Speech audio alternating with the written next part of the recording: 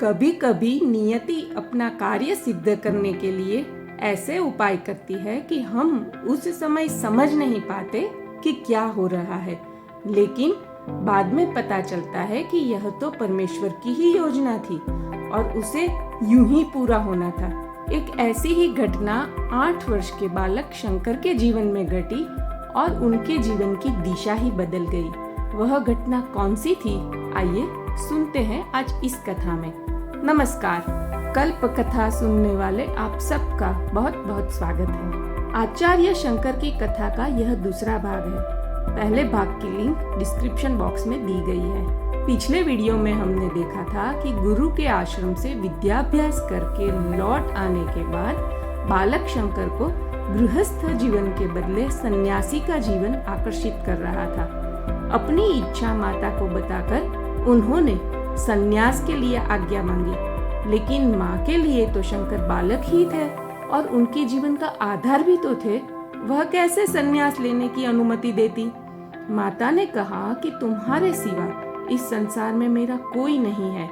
अगर तुम सन्यासी होकर मुझे छोड़कर चले गए तो मेरा क्या होगा? हे पुत्र, अभी तुम बालक हो। मेरे मर जाने के बाद तुम सन्यास लेना। मैं तुम्हें कभी सन्यासी होने नहीं दूंगी।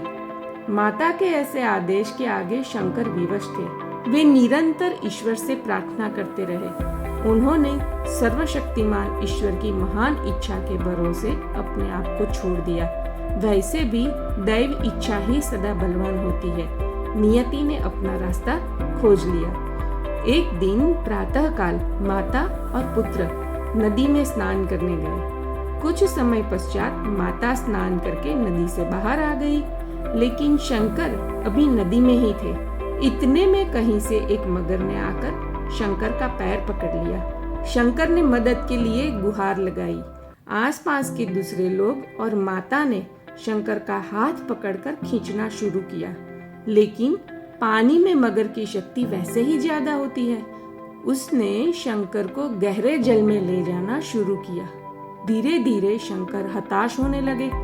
उन्होंने अपनी माँ से कहा, माँ, लगता है कि मेरा अंतिम समय आ गया है। आपने तो मुझे सन्यास की आज्ञा नहीं दी, लेकिन यदि आप अभी भी मुझे सन्यास लेने की आज्ञा देते हैं तो मैं श्री भगवान का स्मरण करके मन से ही सन्यास ग्रहण का संकल्प करके प्राण त्यागूं। इस तरह मन से लिए गए सन्यास से भी मेरी मुक्ति होगी। उनके यह शब्द सुनकर और मगर से बचने की कोई आशा न दिखाई देने पर माता ने रोते हुए कहा कि तुम्हारी इच्छा पूर्ण हो, मैं तुम्हें सन्यास की आज्ञा देती हूँ। इतना कहकर माता मूर्छित होकर गिर पड़ी। माता की आज्ञा पाकर शंकर ने अपने इष्ट देव को मन से समर्पित होकर सन्यास ग्रहण किया और प्रसन्न हो उठे। इतना होते ही एक चमत्कार हुआ।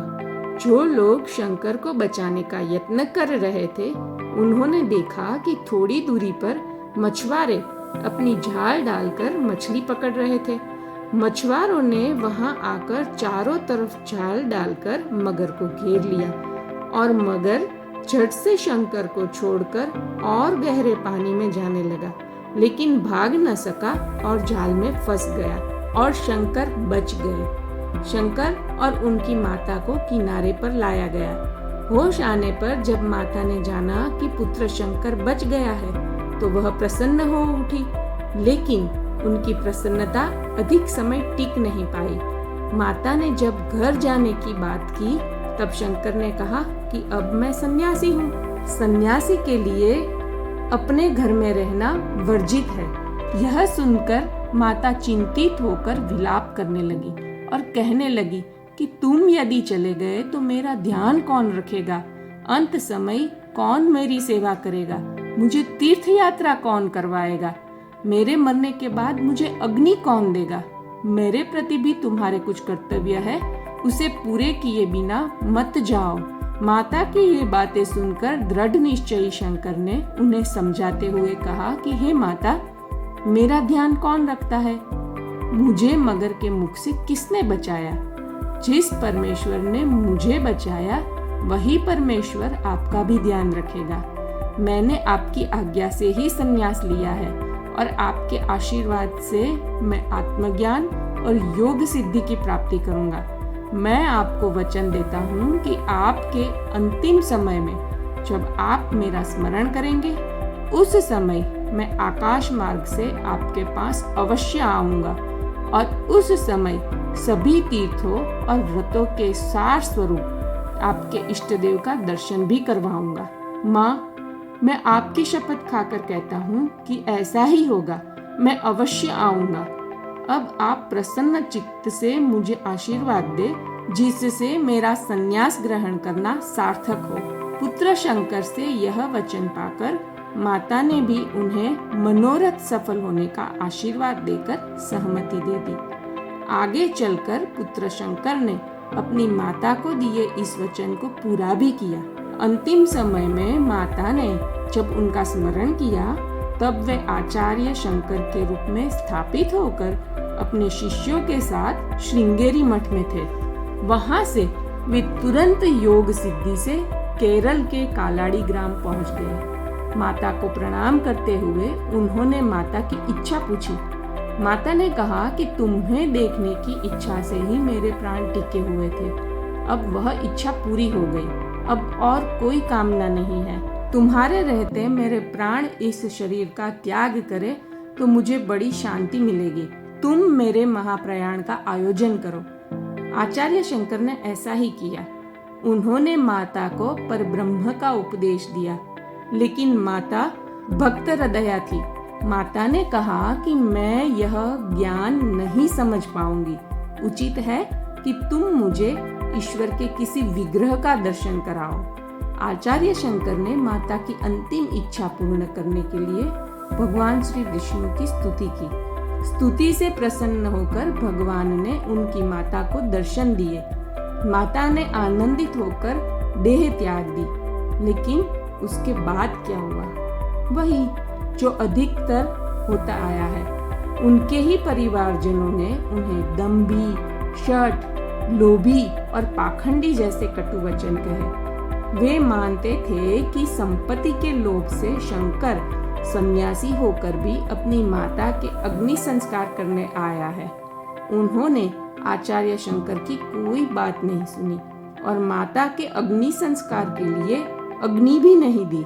उनके ऐसे व्यवहार से व्यथित होकर शंकर ने माता की वृद्ध सेविका की सहायता से कुछ लकड़ियां एकत्रित करके आंगन में ही चिता बनाई और स्वयं माता का शव ले आए और उस पर रख दिया।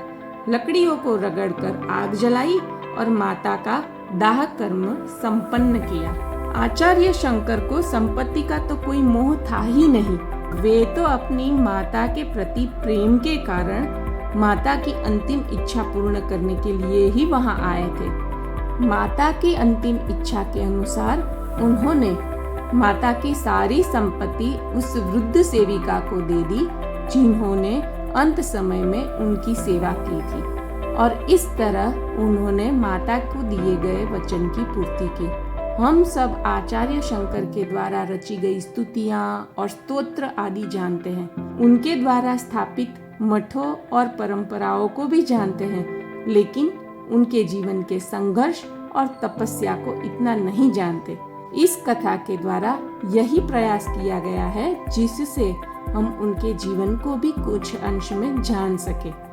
अगर यह वीडियो अच्छा लगा तो लाइक करें, शेयर करें। इस चैनल पे आप पहली बार आए हो तो चैनल को सब्सक्राइब भी अवश्य करें, ताकि हमारे हर नए वीडियो के नोटिफिकेशन आप तक पहुंचते रहे। फिर मिलते हैं और एक नई कथा के साथ। धन्यवाद।